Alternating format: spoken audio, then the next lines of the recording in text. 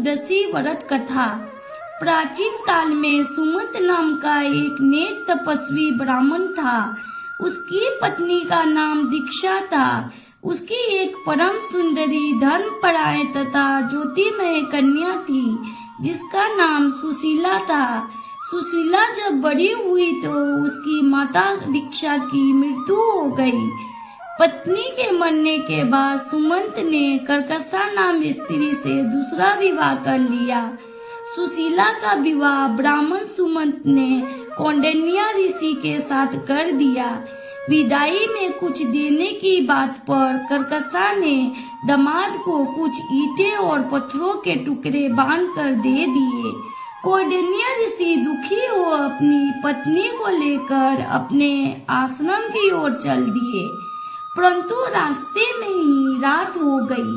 वे नदी तट पर संध्या करने लगे। सुशीला ने देखा वहां पर बहुत सी स्त्रियां सुंदर वस्त्र धारण कर किसी देवता की पूजा कर रही थी।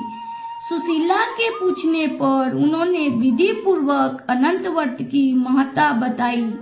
सुशीला ने वहीं उस व्रत का अनुष्ठान किया और 14 गांठों वाला डोरा अपने हाथ में बांधकर ऋषि कौंडिन्य के पास आ गई। कौंडिन्य ने सुशीला से डोरे के बारे में पूछा तो उसने सारी बात बतला दी। उन्होंने डोरे को तोड़कर अग्नि में डाल दिया। इससे भगवान अनंत जी का अपमान हुआ।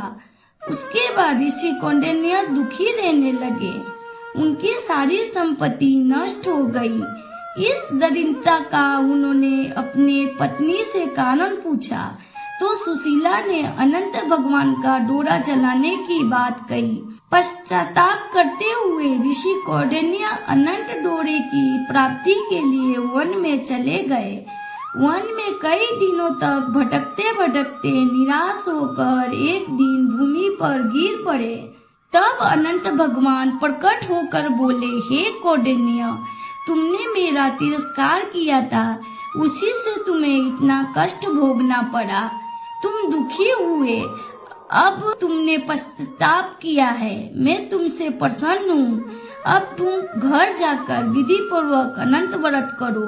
14 वर्ष व्रत करने से तुम्हारा दुख दूर हो जाएगा। तुम धन धान्य से संपन्न हो जाओगे। कौंडिन्य ने वैसा ही किया और उन्हें सारे क्लेशों से मुक्ति मिल गई। श्री कृष्ण की आज्ञा से युधिष्ठिर ने भी अनंत भगवान का व्रत किया, जिसके प्रभाव से पांडव महाभारत के युद्ध में विजयी हुए तथा चिरकाल तक राज्य करते रहे।